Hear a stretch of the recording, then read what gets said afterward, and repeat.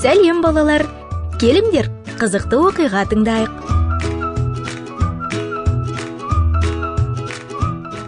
Кір заттар салынған себет ауыр болды. Инам оны өзенге апарды. Сол жерде ол киімдерді шығарып, оларды суға малып, үлкен тасқа ысқылай бастады. Бұл қиын жұмыс болатын. Джунглиде кір жуатын машина жоқ еді. Инамның қара түсті бетінен жас ағып кетті. Оны қайтадан қатыгездікпен ұрып соқты.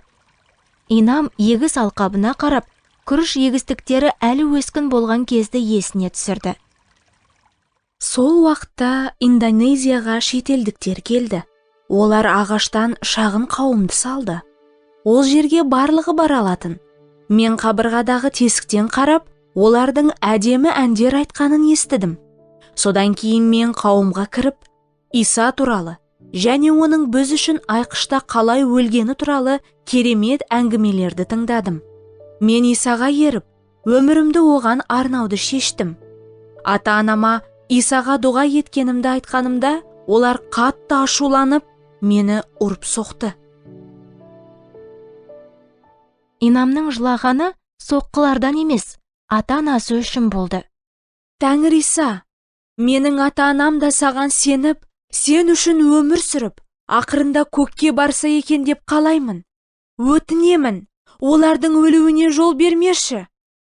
Инам кір себетін көтеріп, оны үйіне алып келді. Сен неге кешіктің? Тезірек, күрішті пісір.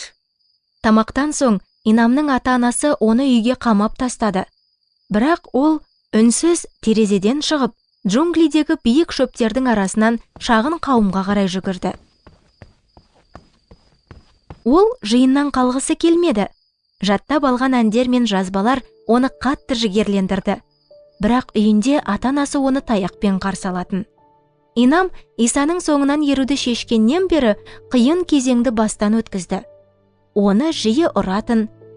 Бірақ ол бәрібір Исаға сенді. Ол ауырып қалғанда анасы емшіні шақырды. Ол сусын дайындап, дұғаларды оқыды.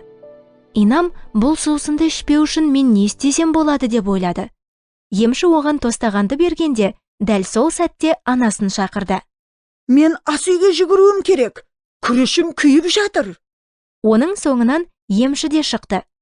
Ол кете салысымен, Инам сусынды ашық тұрған терезеден төгіп жіберді. Бұл туралы олар ешқашан білмейді. Ары қарай не болғанын келесі шығарылымда естисіңдер. Жақында кездескенше балалар, менің атым Әлия.